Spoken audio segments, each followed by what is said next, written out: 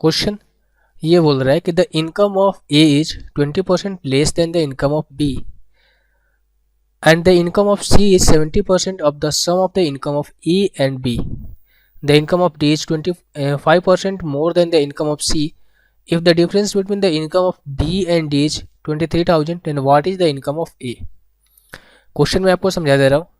Question में ये कह रहा है कि A, B और C और D चार बंदे हैं जिनमें कह रहा है कि A का जो इनकम है 20% कम है B के इनकम से, और C का जो इनकम है A और B के जो सम है उनका 70% है। डी का जो इनकम है सी से 25% कम है, और बी और डी का जो डिफरेंस दिया गया इनकम का 23,000 है। तो ए का जो आय है वो हमें ज्ञात करना है।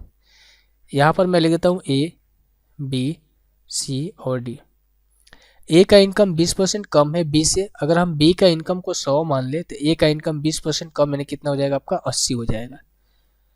ए सी का इनकम हमें क्या कह रहा है कि सी का जो आय है क्या है, सी का जो आय है ए और बी के आय के योग का 70% है।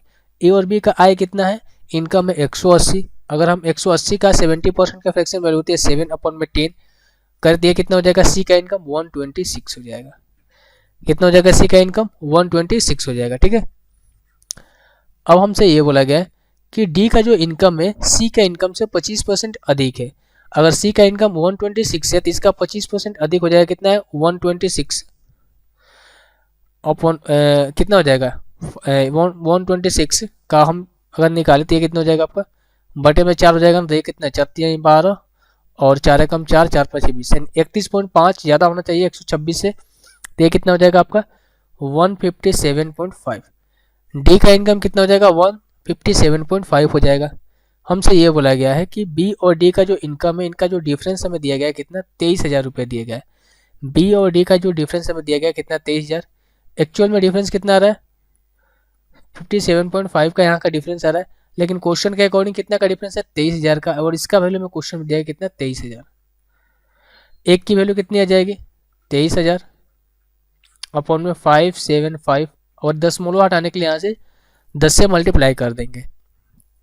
अगर हम यहाँ से इसको 5 से काट दें, अगर हम 5 से काटेंगे तो 5 दूनी का 10 हो जाएगा, और ये कितना हो जाएगा 5 कम 5, और ये 5 कम 5, और ये कटेगा फिर 25 115, और 23 5 कितना होता है 115 होता है। ठीक है, 23 5 कितना होता है 115 होता है, और यहाँ पर कितना हो जाएगा आपका 1000, और 5 से अब जब इसको काटेंगे तो ये कितना हो जाएगा आपका 200 बार में, कितना बार में जाएगा 200 बार में, यानी कि एक की वैल्यू कितनी आ गई 400 आ गई।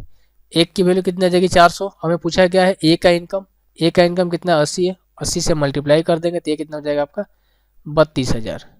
तो 32,000 जो है इस क्वेश्चन का आंसर हो जाएगा ऑप्शन नंबर ए।